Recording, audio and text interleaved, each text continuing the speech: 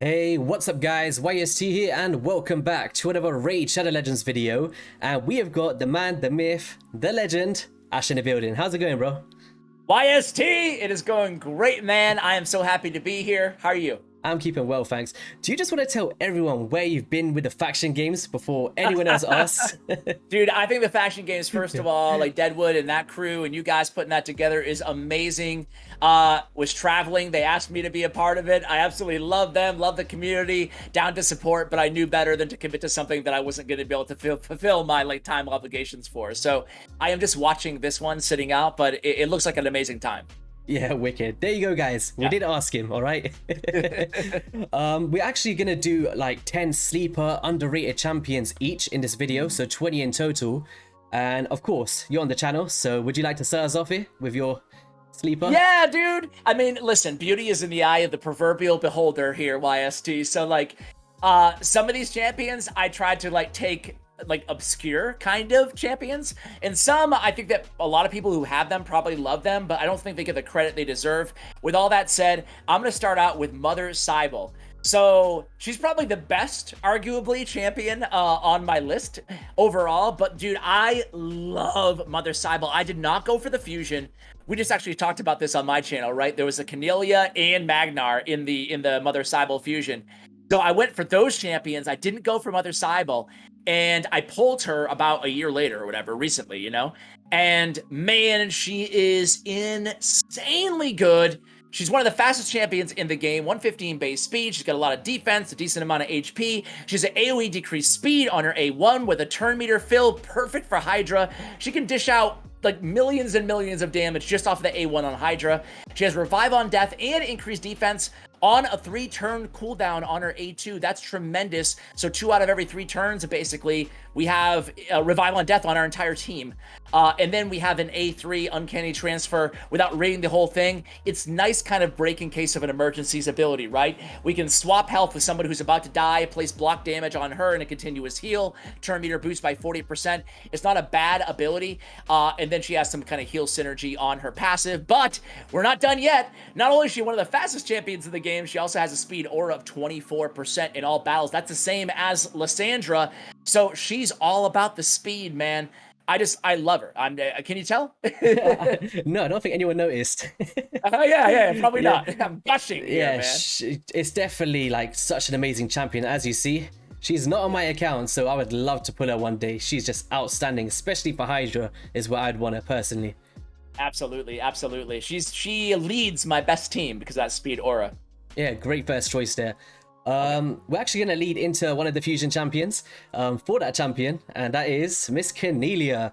Now, surprise, surprise, why is Steve picks Cornelia, for right? anyone that hasn't seen the Cornelia videos, this is an outstanding epic. Now, what it comes down to is the 100% chance of a sleep, and whenever an enemy loses that sleep debuff placed by this skill, has a 50% chance of replacing it with a fear debuff for 1 turn instead.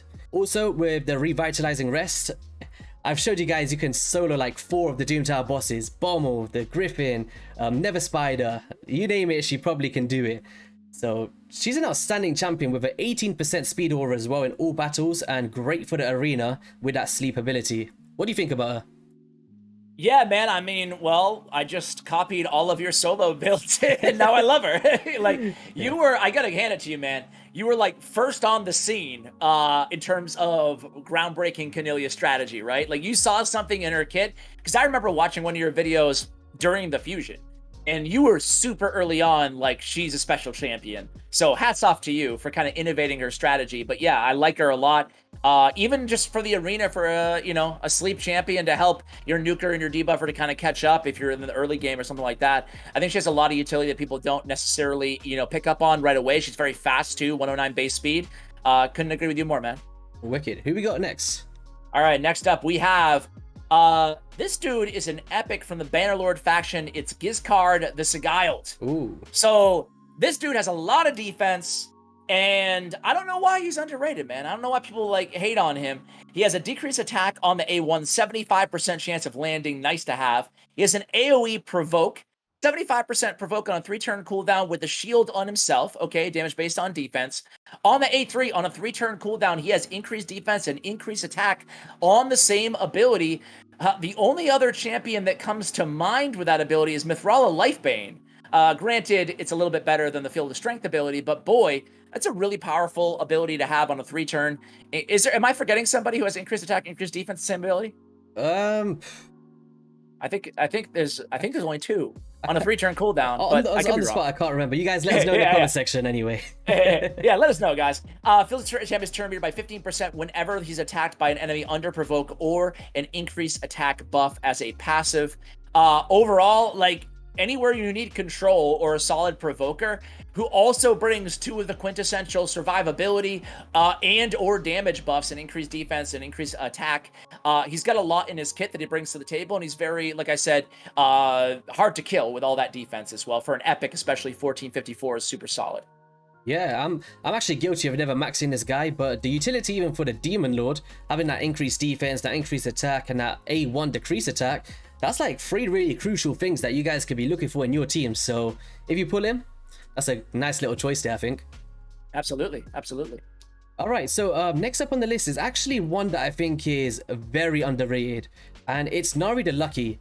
And I was saying in a previous video, he's becoming one of my top 5 most favorite champions to use in raid.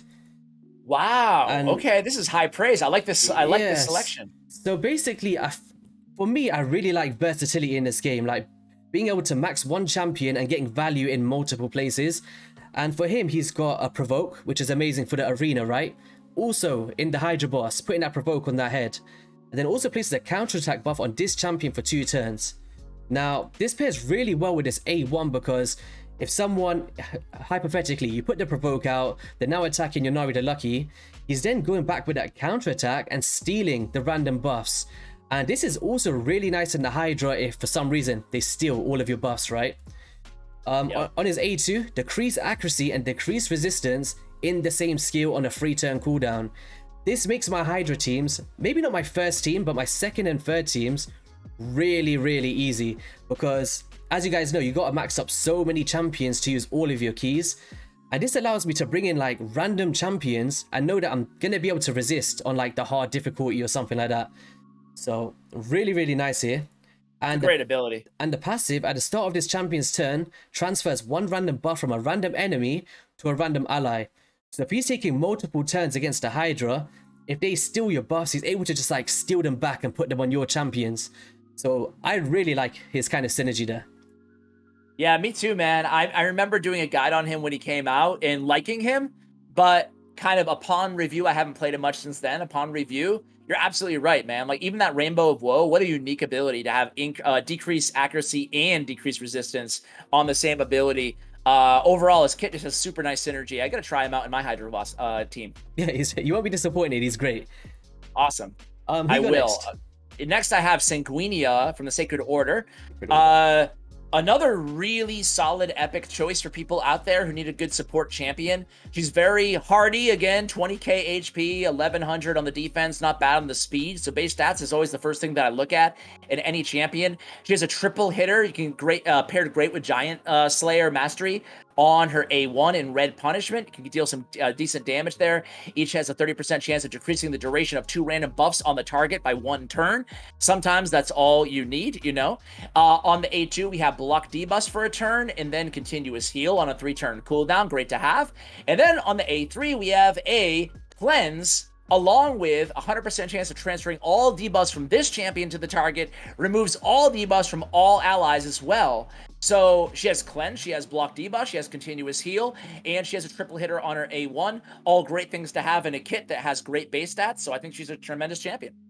That is really nice. I think even for like the Nether Spider, being able to cleanse off, got that triple hit A1 and the block debuffs, that's right. Nice little synergy there. I'm a fan of that. Absolutely. For sure. Yeah, she's a solid champion. All right, so next up is going to be someone, if you tune into the faction games, whoever's watching today, you would know that I have become a huge advocate for, where is he? Tuhok the Wanderer. Now, this guy here blew me away. Like, he's phenomenal. So, attacks one enemy 2 times, has a chance of increasing the cooldowns of the target's skill. It's a reasonably nice A1 there.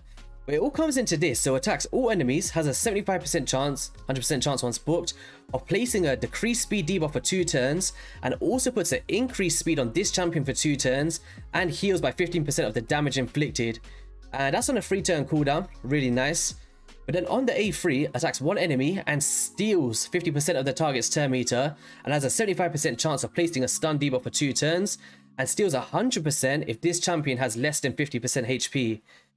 The synergy between the stealing of the turn meters, the decreased speeds, is kind of like an epic version of Grohawk the Bloodied for me. And yeah, if you want to comparison, if you struggle in the Fire Knight, this dude alone will literally change your account. So if you pull him early to mid game and you're struggling on that dungeon, look no further than him, being that Void Affinity, so you could take him into any of the kind of rooms there. Really solid. This is a great call out, man, because he does. I mean, a lot of people, I feel like they think of Tuok the Wanderer and they think of damage, right? Because he does put out a lot of damage. Yeah. He has that attack in all battles aura as well. But you're absolutely right in terms of control, pacing, speed. He's got the AoE decreased speed on a 3-turn cooldown with the turn meter steal. Great call out there, man. Great call out. He's solid. 2-turn stun too, man. Yeah, all right. really nice. Next up, I have. I'm gonna go legendary now. I'm gonna go barbarians in Contra the Cyclone. Ooh. Dude, one of my favorite champs. Her and Mother Cybele really are like, and one other that I'm gonna add to the list here in a few champions. But these are like my favorite legendaries currently, especially for Hydra Clan Boss. I rebuilt Contra the Cyclone into a reflex set, and that was key, right? So she has her A1 2-time hitter. Each hit has a 60% chance of stealing a random buff from the target. Nice for Hydra Clan Boss. Nice. She has a lot of base defense, 1542. But on the A2, she has attacks all enemies 3 times. Each hit has a 75% chance when booked of placing one of the following debuffs for 2 turns. And then she has like all these debuffs you can use, except for heal reduction in almost everywhere in the game, right? So block debuffs, decrease attack, decrease speed, weaken, and decrease accuracy, especially. And that's going to be 3 of them potentially landing on every single attack. If you put her, with block buffs being the quintessential one, right? If you put her in reflex, it's a 40% chance of reducing the cooldown of this ability, right? So you're landing so many debuffs, right? I mean, she's just absolutely one after another of these 3-time AoE attacks. She only has 2 active abilities, and then her passive is great. Decrease each enemy's accuracy by 10 for each debuff they're under, and that can really stack up. The champion will receive 4% less damage for each debuff on the attacker. Heals this champion by 1,250 HP every time a debuff expires on an enemy, which is happening all the time. And then has a 75% chance of placing a provoke debuff for 1 turn on enemies under 5 or more debuffs at the start of this champion's turn. And she can place her debuffs on weak hits. Man, like that's a great passive, but you can see the synergy here. I didn't use her much, honestly, before a Hydra. She was like an all right kind of a niche champion. I know a lot of people use her as Spider Tank, stuff like that, but for me, it was with Hydra and Reflex that it really brought out like, wow, she just got a lot of damage with all these constant, 3-time hitters on the A2, and that passive just has beautiful synergy, great provoker, great, she keeps herself alive with all those heals. Great champion. This is an insane. I had never realized how good she was. I'm not gonna lie. This is insane. Wow. Is it? Yeah, Isn't it? That is crazy. Yeah. But that's a great call out. I want one of her now. I think she was like was she a fusion or a fragment summon? She was something, I think. I believe she was definitely a fusion, and I thought she was trash. And I think she got buffed, right? Very recently. If I recall it. I can't remember. Maybe. I do wish that, like, if I could, even though I love her so much, right? Like, clearly, I still wish in a perfect world we could boost that up to like a 95% chance of landing those debuffs instead of a 75. That way we could pick up sniper and just have a guaranteed debuff landing every time. But that's my only way that I think she could be improved at this point. Yeah, really solid she was. Yep. Who you got next? Next, obviously, we're still talking about the faction game stuff. I cannot do this video without mentioning King Garok now. Okay. Literally scratches my teammate in the faction games with Nub, and he keeps calling him Princess Garok, and he can't nuke. He's one of the most hated guys out there. This not Scratch. Garok, yeah. Scratch is loved. Okay. Yes. Goremaker attacks all enemies and ignores 20% of each target's defense and will ignore a further 5% of defense for each buff on the target. Now, just forget about the buffs here. Just the ignoring of 20% alone is humongous. And I believe he's got like a 3.7 multiplier on this ability here. And what makes it really cool is, on Hack to Bits, he attacks one enemy 4 times, and each hit has a 50% chance of decreasing the cooldown of this nuke again. So if you consider 1, 2, 3, 4 coming through and kaboom, like very consistently, I think he's a really nice wave clearing champion for sure. And attacks one enemy 2 times and has a chance of a stun on the A1 as well, and it increases to 50% if the turn is below 50. He's phenomenal, and the passive, he has like a really fun one here, I'd say. So stacks up to increase the champion's speed by 6, crit damage by 7 for each enemy this champion kills in a round. If you consider the Doom Tower, dungeons, he's increasing up to like 30 speed and 35% crit damage, and stacks will reset if this champion is killed. So okay, he's solid. Well, I like it, man. I might give him a shot now, because honestly, he's one of those champions I just kind of stood away from, because I never built him because of all the hate, that goes around. So I'm glad that you called him out. I was the exact same, but in the faction games, I was landed with the orcs and I had no choice but to use this guy. And I was like, I would just want to see what a +4 one could do now.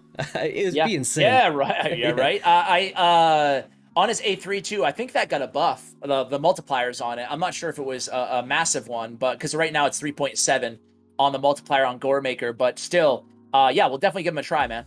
Yeah, you'll love him. He's really cool. All right. Who you got next? Next, I have Ogren Tribe Legendary Gerbchuck Mossbeard.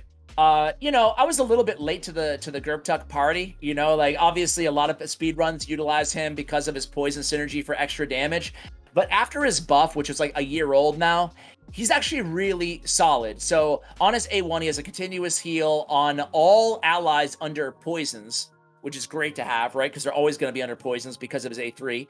On his A2, on a 2-turn cooldown, he's cleansing an ally and then healing them and then placing a shield on them. This is on a 2-turn cooldown, which is great because he's just constantly pumping out whoever needs to be cleansed the most or whoever needs to heal the most, right? And it has a shield on top of that. And then his last one, Cloud of Spores, has the 3 small versions of poison. It used to be the big version. Yeah. On all allies, can't be resisted or blocked, whatever. But then he has a 100% chance of placing a block buffs on all enemies on a 3-turn cooldown. A quintessential debuff to have, obviously, against the Hydra clan boss.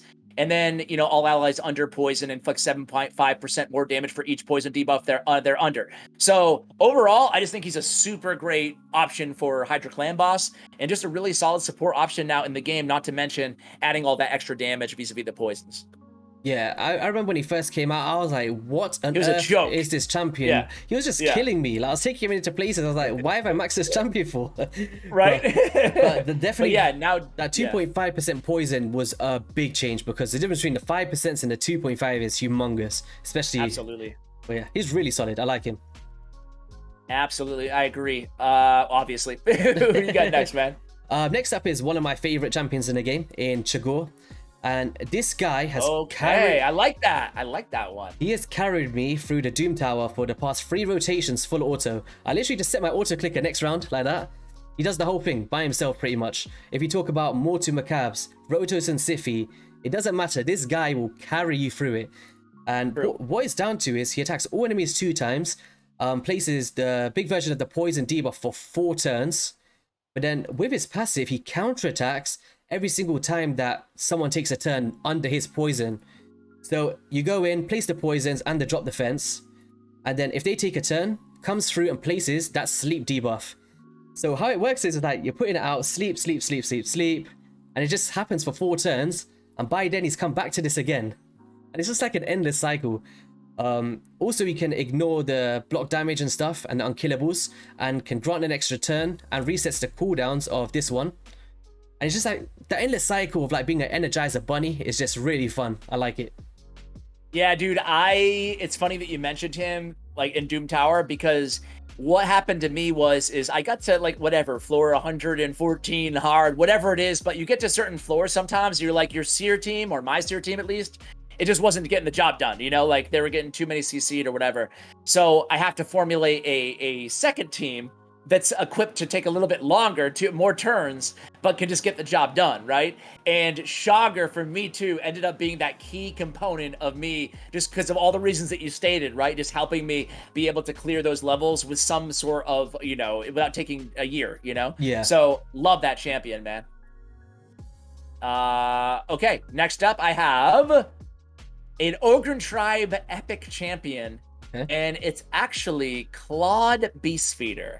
Ooh. So, have you had any experience with Claude? The only experience I had is when I called it a she, and then in our last collab, and you're like, he's got nips. Yes. That was my only experience with him. So I didn't max him before I say her again. Yeah. So Claude is a beast. Just did a guide on him. He has decreased crit rate on his A1. Nice to have, as you know, 30% decreased crit rate. Not many people even have, not many champions have decreased crit rate in this game. And to have it on an A1 at a 50% land rate is really solid. Areas like Clan Boss, that will negate all critical hits. They only have 15% crit rate. Yeah. So on the A2, get behind me. We have a shield on all allies equal to 20% of this champion's max HP. His HP scales well at almost 22k. And then on the A3, we have increased speed and increased accuracy, both the big versions, on a 3-turn cooldown. This guy, and then he has a passive, heals the ally lowest HP by 10% of their max HP at the start of this champion's turn. So a nice little heal there for whoever needs it the most. His base stats are solid, a decent amount of defense, a lot of HP, and a lot of speed. He's 110 base speed. And then he has, again, like the shield 3-turn cooldown, the decreased crit rate, and the increased speed, and increased accuracy on the same ability 3-turn cooldown. Just a really, really solid epic champion. He's actually, like, I remember when I first pulled him, I was thinking, actually, do you know what? I did max him up, and I tried it instead of a Lydia the Death Siren for a clan boss team, because I was just trying to find people that have the increased speed on a 3-turn cooldown. Yes. And with that decreased crit rate was really nice in surviving. And the only thing I would say, if Palarium could ever change this champion, it'd be to put the shield in disability and give him something else. Because if he does that, he'd be like a good substitute for Taraji the Frog, I think. Because having the shield and increased speed in one ability, then it opens up a spot for someone like a Raz and Scarhide or whatever. And I think he'd become a step above there, for sure.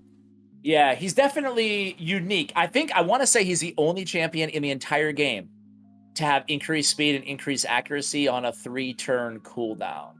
I think the only other champion to have it on the same ability is Lady Kimmy, and I think it's a 4-turn cooldown, but I could be mistaken there. Yeah. Either way, pretty cool champion. Yeah, he is pretty cool. Before I say she, I was going to say she is pretty cool. Yeah, don't do it, man. Just move on. Next up's going to be in the Bannerlords, and it's going to be Mr. Stag Night. Now, I just want to say one thing, guys. If you pull this champion, you're early into this game, please just make him your next 6-star champion, because he's going to carry you no matter where you take him. Decrease speed on the Fire Knight, he's got you. Drop defense and drop attack for the clan boss or any of the dungeons or the Doom Tower, he's got you there. And that passive, if you are struggling to put accuracy on your champions, how about placing a 50% increased accuracy buff on that ally for 1 turn, each time an ally is debuffed is resisted by an enemy. This is like the ultimate progression champion, and I always say if I ever started this game again, I would want him to be my first kind of champion that I pulled, for sure. He's solid. Yeah. I mean, I agree. It's hard to, for me, it's even hard to say he's underrated, because like he's one of my favorite epics in the entire game. Like, for all the reasons that you stated, a simple kit, but so freaking effective, with the decreased speed and the decreased attack and the decreased defense and the increased accuracy. And then his base stats are really solid too. I mean, 21k HP, 107 base speed, like really, the best of the best when it comes to debuffers out there. Yeah, he's great. Who we got next? Next up, I have a legendary skinwalker, and it's none other than Norag. Another guy, I feel like I've been singing the same tune here, but another guy who's grown on me a ton for 2 reasons. Number one is starting with his passive. He decreases, he's immune to stun, sleep, and freeze. That's cool. But decreases the damage taken by all allies that are under 1 or more buffs by 15%. Decreases damage taken by all allies that are under no active buffs by 25%. That's like a built-in, either strong or weak version of strengthen all the time when he's on your team. So that alone is insane. He's really fast 106 for a base kind of defense type champion. He has an AoE, block buffs on a 3-turn cooldown, with solid multipliers for a defense-based champion on that same ability. Again, it's just beautiful for Hydra. He's going to be placing block buffs 2 out of every 3 turns, and then he's going to be mitigating a massive amount of damage. Like I said, built-in Strengthen, but it stacks with Strengthen. So, like, having Norag and then a Strengthen champion on your team, you're mitigating up to 50% of all damage coming in already, you know? So, just a really, really underrated passive there, and overall a tremendous champion. Yeah, I've never actually maxed him, but I really want to. Like, that passive there is just amazing, I think, with that damage mitigation. He's just a big meme on the adverts and stuff. He's hilarious. He is. Raid needs to make a movie one day with all these ads. I know, right? Yeah. There's enough content out there. Yeah, for sure. All right, so next up here is going to be an epic in the Knight's Rev. Okay. And where is she? Am I being blind here? Who is it? Skytouch Shaman. No, she's a barbarian. Barbarian. Yeah. I don't know why I keep thinking she matches the Knight Revs. Well, maybe not with that gear on. She's a good choice too, though. Yeah, I'd say she was my initial Torment counter in this game, because when I was really struggling with Torments, this ability here in Immortal Skies can remove all debuffs from all allies, places a block debuff buff and a revive on death on all allies for 2 turns. If you put her in like the immunity gear or whatever like that, or even like a Stone Sling gear, as long as she's speed tuned, come through, let your champions take their turn, strips off all that freezes, and it's pretty nice. The heal, the passive, people find is very weird. I remember when she first came out, they're like, no, she's killing me. What? Like, stop. Yeah. But the heal is actually crazy because it doesn't read how it kind of reads here. She pretty much, if she's mitigated with health, just put in simple terms, she will heal your team near enough full HP every time she takes a turn. And it's crazy.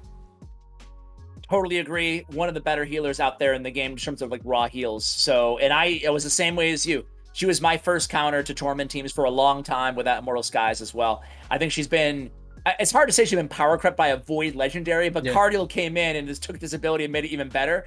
3-turn cooldown, Revive on Death can't be removed, but otherwise it's the same. But still, I don't have Cardial, so I'll still use Skytouch Shaman when I need a good cleanser for the arena. I seen a great cleanse video once for Bommel with Skytouch Shaman and your favorite champion, Mother Cybele, for Bommel.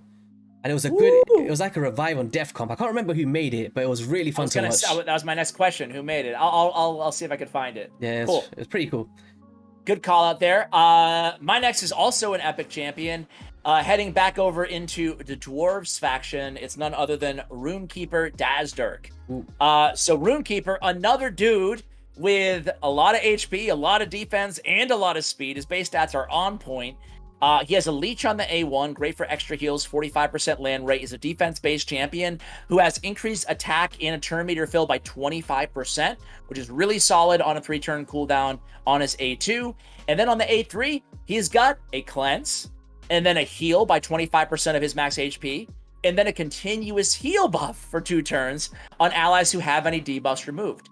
This can dish out between the heal itself, 25% of this champion's max HP, and it scales really well, and the continuous heals and the cleanse. I mean, this is an incredibly good support ability here on that A3.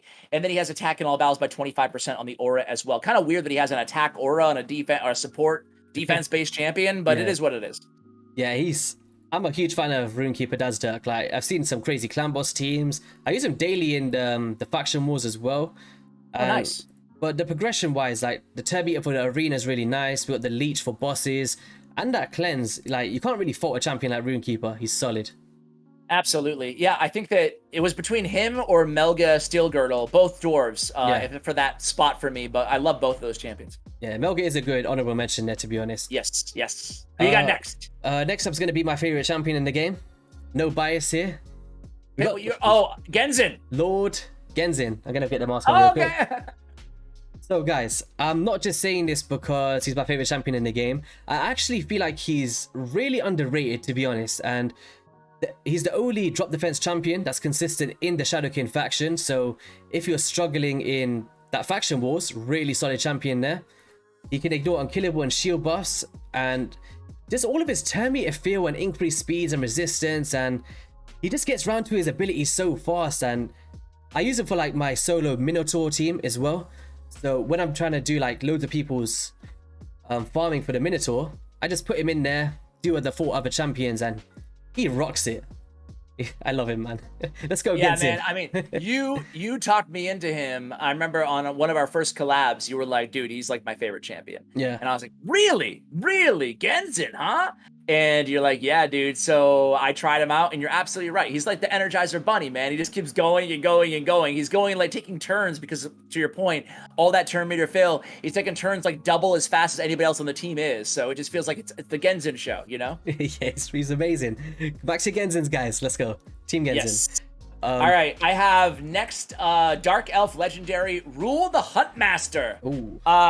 So Rule, man, he's really good, man. Especially with the Hydra, or excuse me, with the Hex buff, right? He has decreased defense on his A1. This is a 65% chance of landing. He's also transferring a random debuff from this champion to the target if the target's under Hex debuff. On the A2, he has an AoE, extra hit if they're under Hex, ignore 25% of the defense if there are 4 or more enemies under Hex.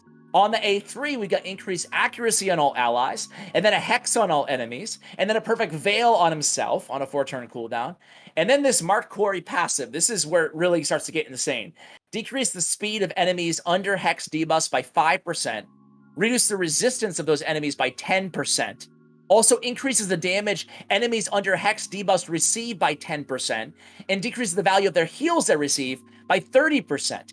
Now that we're getting better Hex options, and now that Hex has more utility in the game overall, like, he's just going to keep getting better and better and better. On top of all that, his multipliers are actually pretty insane. He can deal with some serious damage with that A2 ability, especially if the enemies are under Hex. So if you're lucky enough to have Mithrala Lightbane, and you pair her with Rule the Huntmaster, forget about it, man. A lot of damage and beautiful synergy there. Yeah, I remember when he first came out, he was a fusion, right? And yeah. Back then I was like, or a fragment summon, I forgot. I was like, this guy's trash. I was like, I just did it because I just like collecting fusions. But since then, he's just become like such an amazing champion, and I'm glad I did it now, to be honest. Yeah, me too. All right, so okay, who you got? I was actually gonna put this on the list, but I'm just gonna give it honorable mention because I don't think he's underrated. It was gonna be Gembo, but I don't think he's underrated. I think he's really solid here. He's properly rated. Okay, I got you. Yeah, I love Gembo too. I'm actually gonna go for Venomage. Venomage is phenomenal. Like, literally one of my favorite epics in this game, and very similar to, I'd say, Dark Hail with the instant detonation of the poisons on the A1. I actually pair her with Dark Hail for my stage 24 or stage 25 dragon team, where they're instantly activating the poisons and taking them down. Yeah. We got the drop defense, drop attack if the target's under a poison. We've also got the heal reduction and the poisons as well on the A3 ability on an AoE. And enemies under heal reduction debuffs inflict 15% less damage. Now, this champion, I keep banging on about versatility, and that is her. You want to take her into the clan boss? No problem. Traditionally, on the clan boss, you don't want heal reduction, but with her, you're taking 15% less damage just by having it up. So, one of the only champions in the game that you get a benefit from that. Also, the big versions of the poisons and drop attack and drop defense. She's outstanding for an epic. Totally agree with you. For clan boss, for all the reasons that you mentioned, and also I use her against Nether Spider, with like Geomancer and Helicath, and it's insane. Like we can kill the final boss in whatever 20 turns because you come in there, you go in with the heal reduction so it can't heal, and then block damage, and then reflect with Geo all the damage back. It's an easy battle, but Venomage is a big part of that team. And then you get, to your point, like the instant activations of poisons are it just stacks up some serious damage on that A1. So great call out there, man. Okay, all right, my last champion, my last one is going to be a high elf epic. Here we go. And it's Tricia. Here we go. Tricia is really good. She was sneakily, quietly, I'll say, added to the game, I don't know, about a year ago or so, I feel like. She has decreased crit damage on her A1. Not bad. On the A2, she has a 2-turn stun if they don't have any active buffs on a 3-turn cooldown. It's called Mind Prison. Nice ability to totally negate somebody from a battle. And then the A3 ability, this is why I included her, really, because of the A3. attacks all enemies, 100% chance of decreasing the duration of all enemy buffs by 2 turns. I mean, 2 turns removed from all enemy buffs is very close to being a reliable just all-out buff stripper, because there's not that often there's going to be more than 2 turns on the buffs to begin with on your enemies, right? So you have that already built in. This is a 3-turn cooldown. And then increase the duration of all increased defense buffs on allies by 1 turn as well. So granted, it's only increased defense, but if you have an increased defense champion that lasts for 2 turns on a 3-turn cooldown on your team, boom, just with Tricia added to the squad, you're going to be increasing that defense all the time. So it's up almost all the time on your allies. At the start of each turn, places an ally protect buff for 2 turns on the ally with the lowest max HP. Will not be placed on this champion. Also places a strengthen and increased defense on this champion for 2 turns. A very, very solid passive, albeit on a 5-turn cooldown as well. Yeah, she's so underrated, I think. She was actually showcased in the Faction Games Arena. I think MTG was using her, and that's great for that A3, right? Like, come in there and cleanse. To be honest, what was so funny was the A2 with the stun, like just locking someone off, putting the ally protection on, and protecting your attack champions and stuff. It was really fun to see it. So I instantly maxed her since then. So she's outstanding. Awesome, man. Awesome.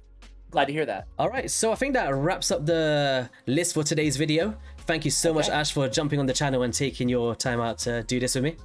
Hey, my pleasure, man. It was a blast talking Raid Shadow Legends with you. Yeah, 100%. And guys, make sure you head over to Ash's channel where we did a part 2 collaboration as well. All the links will be in the pinned comment and in the description as always. Make sure you drop a subscription, and I'll catch you guys on the next one. Peace.